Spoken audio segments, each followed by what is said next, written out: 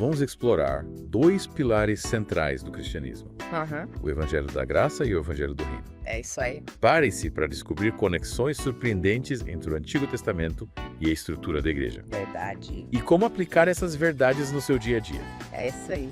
E prepare-se para se surpreender, porque esses conceitos, embora pareçam familiares, escondem nuances que podem revolucionar sua forma de ver a fé Com certeza. e o mundo ao seu redor. Você poderia nos explicar melhor o que significa de fato receber a graça de Deus? A graça é um presente imerecido. Sim. Um favor que não podemos conquistar por mérito próprio.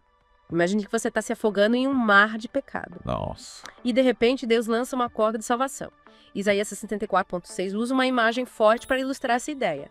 Pois todos nós somos como imundo e todas as nossas justiças como trapo de imundícia. Trapo de imundícia, que expressão impactante, que ela realmente significa. Naquela época, as mulheres usavam pedaços de pano para conter o fluxo menstrual. E como a menstruação era considerada impura pela lei, esses panos eram vistos como algo contaminado, que precisava ser eliminado imediatamente. Nossa. Agora a imagem ficou mais clara. Então a Bíblia está nos dizendo que por mais que tentemos nos limpar com nossas boas ações, aos olhos de Deus, ainda somos como esses trapos de imundícia, incapazes de nos purificar por nós mesmos, certo? Exatamente. É por isso que precisamos da graça de Deus. Nossas boas obras são como tentar apagar um incêndio com um copo d'água. Só a graça de Deus, manifesta em Jesus Cristo, pode nos limpar do pecado e nos dar a verdadeira salvação. E essa graça, meu amigo, é um presente, não algo que conquistamos com nossos esforços. É como se a graça fosse um presente que recebemos de mãos vazias, sem ter que pagar nada por ele. É a bondade e o amor de Deus nos alcançando em nossa imperfeição. Mas se a salvação é pela graça, qual o papel da fé nesse processo? A fé é a chave que abre a porta para recebermos a graça de Deus. Romanos 6,23 diz que o dom gratuito de Deus é a vida eterna em Cristo Jesus nosso Senhor. É como se Deus estivesse nos oferecendo esse presente maravilhoso. E a fé fosse a nossa forma de aceitá-lo. Mas que tipo de fé estamos falando aqui? É simplesmente acreditar que Deus existe ou vai além disso? A fé que salva vai muito além do simples assentimento mental. É uma confiança genuína em Deus, uma entrega total a Ele. É como se estivéssemos atravessando um rio turbulento e confiássemos em Deus para nos guiar em segurança até a outra margem. Então a fé não é apenas acreditar, mas confiar em Deus de todo o coração. E essa confiança nos leva a agir, a viver de acordo com a vontade dele. Perfeito. A fé verdadeira se manifesta em nossas ações, em nosso estilo de vida. É como uma semente que, ao ser plantada em solo fértil, germina e produz frutos. Entendi. A fé e a graça trabalham juntas para nos levar à salvação e a uma vida transformada. Mas agora gostaria de explorar outro lado da moeda, o Evangelho do Reino. Qual a mensagem central desse Evangelho e como ele se conecta com a nossa vida prática? O Evangelho do Reino nos convida a experimentar o poder de Deus em ação, Sim. a viver uma vida de vitória sobre as forças do mal. É como se Deus estivesse nos dizendo: eu não apenas te salvei, mas te dei autoridade para transformar o mundo ao seu redor. Que incrível. Então não se trata apenas de receber a graça de Deus. Mas de viver essa graça no dia a dia, impactando o mundo com o poder do seu reino. Mas como esse poder se manifesta na prática? Quais as ferramentas que Deus nos dá para vivermos essa realidade? Uma das ferramentas mais poderosas que recebemos é expulsar demônios. Olha só. E Jesus nos comissionou a desfazer as obras do diabo, ou seja, a combater o mal em todas as suas formas. Desfazer as obras do diabo parece uma missão e tanto. Mas como identificar essas obras? Quais os sinais de que o diabo está agindo na vida de uma pessoa? As obras do diabo se manifestam de diversas maneiras, muitas vezes sutis e difíceis de identificar. Insônia, pânico, sentimento de culpa, doenças, depressão, vícios. Espera um pouco. Você está dizendo que todos esses problemas podem ser causados por ação demoníaca. Não seria um pouco radical atribuir tudo ao diabo? Claro, é preciso ter discernimento. Nem todo problema é causado por demônios. Certo. Mas a Bíblia nos alerta para a realidade espiritual e nos mostra que o diabo está ativo no mundo, buscando destruir vidas. Entendi. É como se tivéssemos que estar atentos aos sinais, buscando a orientação do Espírito Santo para discernir a causa dos problemas e agir com sabedoria e compaixão. Mas me fale um pouco mais sobre a ação demoníaca.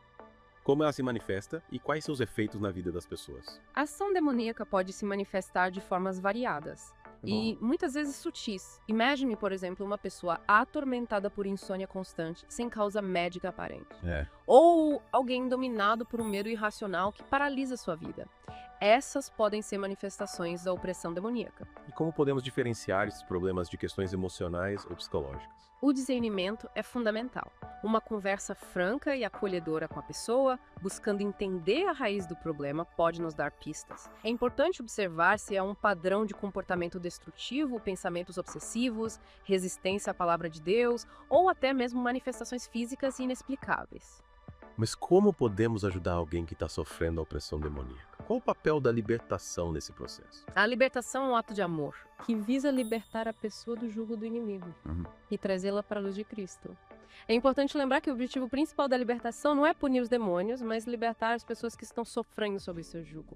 É manifestar o amor de Deus e o poder do seu reino na vida daqueles que estão oprimidos. Que lindo! É como se estivéssemos resgatando essas pessoas das garras do inimigo e as conduzindo para a liberdade em Cristo. Mas como podemos nos preparar para exercer esse ministério de libertação?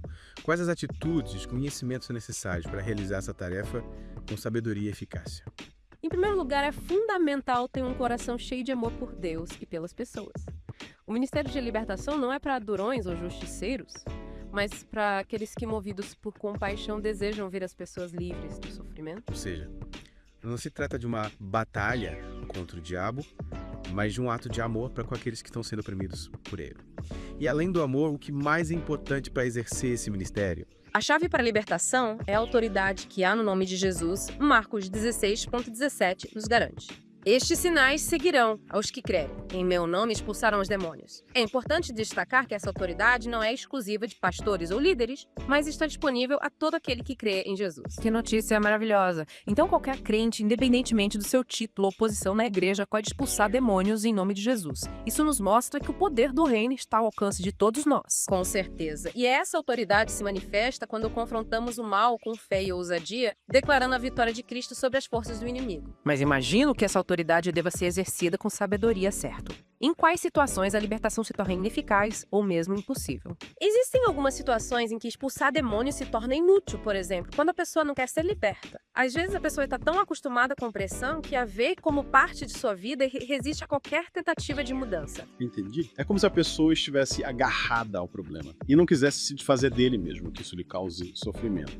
Além da falta de vontade da pessoa, existem outras situações que impedem a libertação. Sim, a libertação também se torna ineficaz quando a pessoa não está disposta a abandonar o estilo de vida que a levou à opressão. Se a pessoa continuar alimentando os mesmos pecados, abrindo as mesmas portas para o inimigo, a libertação se torna apenas temporária. É como se estivéssemos limpando uma casa, mas a pessoa continuasse trazendo sujeira para dentro. E qual a solução para esses casos mais complexos em que a libertação parece não ter efeito duradouro? Nesses casos, é fundamental ir além da simples expulsão de demônios e ajudar a pessoa a fechar as portas que dão legalidade para o inimigo agir. Isso envolve conduzir a pessoa ao arrependimento, perdoar aqueles que lhe causaram dano, renunciar a pactos e acordos com o mal, quebrar maldições. Nossa, é um processo profundo de cura e restauração que exige paciência, sabedoria e a ação poderosa do Espírito Santo. Mas me fala uma coisa, e se a pessoa não se lembra dos eventos ou situações que a levaram à opressão? Como ajudá-la a fechar essas portas se ela não sabe onde elas estão? Nesses casos, o papel do ministro é ainda mais importante. Através de uma conversa acolhedora, buscando a direção do Espírito Santo, é possível ajudar a pessoa a desenterrar essas lembranças, identificar as raízes da opressão e renunciar a tudo aquilo que deu legalidade para o inimigo agir. Então, o ministro da libertação precisa ser como um detetive espiritual, investigando as causas da opressão e ajudando a pessoa a se libertar dos traumas, das feridas emocionais e de tudo aquilo que a mantém cativa. Que trabalho importante! Mas qual o segredo para realizar essa tarefa com sabedoria e segurança sem cair em armadilhas ou cometer erros que possam prejudicar a pessoa? O segredo é se manter firme na palavra de Deus, buscando a orientação do Espírito Santo em cada passo do processo. É importante evitar práticas extrabíblicas, superstições ou métodos que não tenham base nas Escrituras. É como se a Bíblia fosse o nosso manual de instruções, nos mostrando o caminho certo para realizar a obra de libertação com segurança e eficácia. Agora, vamos aos 10 passos para a libertação. Eles podem ser um guia prático para quem deseja se aprofundar nesse ministério, não é? Exatamente. Esses 10 passos são como um mapa que nos guia no processo de libertação. O primeiro passo é priorizar o indivíduo, lembrando que o nosso objetivo é libertar a pessoa e não apenas expulsar o demônio. Como se estivéssemos dizendo à pessoa, você é importante para Deus, nós estamos aqui para te ajudar a se libertar desse sofrimento. E o segundo passo, qual seria? O segundo passo, ter autoridade sobre o espírito maligno, ordenando que ele se cale e se submeta ao nome de Jesus. É como se estivéssemos mostrando ao demônio que quem está no comando é Jesus e que ele não tem mais poder sobre aquela pessoa. Interessante. E o terceiro passo? O terceiro passo é estabelecer e manter comunicação com as pessoas, certificando-se de que ela está consciente e compreendendo o que está acontecendo. É como se estivéssemos acompanhando a pessoa durante todo o processo, garantindo que ela se sinta segura e acolhida. E o quarto passo, qual a sua importância? O quarto passo é ter certeza de que a pessoa realmente quer ser liberta. A libertação só é eficaz quando há uma decisão consciente da pessoa de se livrar da opressão. Ou seja, estamos respeitando a vontade da pessoa, reconhecendo que a libertação é um processo que exige colaboração. E o quinto passo, qual seria? O quinto passo é garantir que a pessoa já tenha aceitado Jesus como Senhor e Salvador. A libertação completa só acontece quando a pessoa se entrega a Cristo e recebe seu perdão. É como se estivéssemos abrindo caminho para que Jesus entre na vida da pessoa e a transforme por completo. Esses 5 primeiros passos são realmente essenciais para qualquer ministração de libertação. Mas para casos mais complexos, imagino que seja necessário ir além certo. Exatamente. Para casos mais complexos, podemos seguir os próximos passos que nos ajudarão a aprofundar o processo e garantir uma libertação duradoura. E é aí que entra o trabalho de detetive que você mencionou. Que legal. Estou curioso para saber mais sobre esses próximos passos. Como podemos investigar as causas da opressão, ajudar a pessoa a fechar as portas para o inimigo, conduzi-la ao arrependimento e à cura interior? E como ensiná-la a usar a autoridade que tem em nome de Jesus? E capacitá-la para viver uma vida de vitória e liberdade em Cristo? Calma. Vamos explorar tudo isso com calma, passo a passo. Afinal, cada etapa desse processo é fundamental para que a libertação seja completa e duradoura.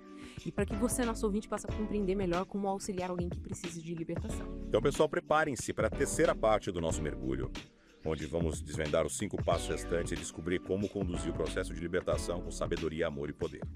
Até já. E voltamos com a parte final do nosso mergulho profundo no Evangelho da Graça e no Evangelho do Reino. Essa aí? Na última parte, falamos sobre os primeiros 5 passos para a libertação. E agora, vamos desvendar os 5 passos restantes. Aqueles que nos ajudam a entender as causas da opressão. E a guiar a pessoa para uma libertação completa e duradoura. Certo. Você está pronto para continuar essa jornada conosco? Com certeza. Esses próximos passos são como as peças que faltam no quebra-cabeça da libertação, revelando as raízes do problema e nos conduzindo a uma solução completa. Então vamos lá. O 6º passo, se não me engano, é a hora de colocar o chapéu de detetive. Que é isso aí. E investigar a fundo a história da pessoa, certo? Isso mesmo. É um momento de ouvir com atenção e compaixão, buscando entender os eventos e situações que podem ter aberto portas para a opressão. Perguntas como: quando esse problema começou? Ou o que aconteceu na sua vida nessa época? Podem ser muito reveladoras. Entendi. É como se estivéssemos voltando no tempo. Isso. Buscando o ponto de partida da opressão. Mas e se a pessoa não se lembrar de nada específico? Como podemos ajudá-la a acessar essas lembranças? Às vezes, as lembranças dolorosas são bloqueadas como um mecanismo de defesa. Nesses casos, a sensibilidade e a paciência são fundamentais. Podemos usar perguntas indiretas, como: você se lembra de algum evento marcante na sua infância? Algum momento de medo ou trauma? O importante é criar um ambiente seguro para que a pessoa se sinta à vontade para compartilhar suas experiências. É como se estivéssemos ajudando a pessoa a remontar o quebra-cabeça de sua vida, encaixando as peças que faltam para ter uma visão mais completa da situação. E depois de identificar as portas abertas, qual é o próximo passo? O 7º passo é o momento de agir. É hora de guiar a pessoa a fechar essas portas, cortando a legalidade que o inimigo tem para agir em sua vida. Isso pode envolver perdoar aqueles que lhe causaram dano, renunciar a pactos com o ocultismo, arrepender-se de pecados. Perdoar, renunciar, arrepender-se. São atitudes que exigem muita força de vontade. Sim. E principalmente a ação poderosa do Espírito Santo. E qual o papel do ministro nesse processo? O ministro atua como um facilitador, guiando a pessoa através das escrituras, mostrando a ela o caminho da libertação. É como se estivéssemos dando as ferramentas certas para que ela mesma construa sua casa sobre a rocha, livre dos ataques do inimigo. E o 8º passo, qual a sua importância? O 8º passo é a hora da cura. É o momento de orar por cura interior, restaurando as feridas emocionais e espirituais que a opressão deixou na vida da pessoa. Entendi. É como se estivéssemos cuidando dos machucados, deixados pelo inimigo, trazendo cura e alívio para a alma. Exatamente. É importante lembrar que a libertação não se resume a expulsar demônios, mas a restaurar a pessoa por completo, em todas as áreas da sua vida. E para alcançarmos essa restauração completa, um 9º passo é fundamental. E qual seria esse 9º passo? É o momento de celebrar a vitória, de incentivar a pessoa a louvar e agradecer a Jesus por sua libertação. O louvor e a gratidão são armas poderosas que fortalecem nossa fé e nos conectam com a presença de Deus. É como se estivéssemos celebrando a vitória de Cristo, reconhecendo o seu poder e a sua bondade em nossas vidas. E o 10º passo, o último dessa jornada, qual a sua importância? O 10º passo é como a coroação de todo o processo. É o momento de encorajar a pessoa a buscar o batismo no Espírito Santo, permitindo que ele a preencha com poder e a capacite para viver uma vida abundante em Cristo. Que jornada incrível! Esses 10 passos nos mostram que a libertação é um processo completo, que vai muito além da simples expulsão de demônios. É como se estivéssemos conduzindo a pessoa a uma nova vida, livre do poder do inimigo e cheia da graça e do poder de Deus. E é importante destacar que a libertação não é um evento isolado, mas um estilo de vida. Com certeza. É preciso estar vigilante, resistir às tentações, fortalecer nossa fé, buscar a presença de Deus diariamente. Mas, voltando um pouco para o tema da vocação cristã, como podemos encorajar as pessoas a descobrirem e viverem o chamado de Deus em suas vidas? Como podemos ajudá-las a entender que a missão não se limita às atividades dentro da igreja, mas se estende a todos os âmbitos da vida? É fundamental pregar sobre a vocação cristã, mostrando que cada cristão é um ministro de Deus, chamado para fazer a diferença no mundo. Podemos usar exemplos inspiradores de pessoas que estão impactando seus ambientes de trabalho, suas famílias e comunidades com o amor de Cristo. É verdade. Lembro-me da história daquele dentista que aproveita o tempo em que seus pacientes estão anestesiados para orar por eles e compartilhar palavras de encorajamento. Ele está usando sua profissão como uma plataforma para o reino de Deus. Exatamente. Entende? Aqui está um exemplo do professor que, além de ensinar as disciplinas curriculares, busca ser um exemplo de ética, respeito e amor aos alunos, demonstrando os valores cristãos em suas atitudes.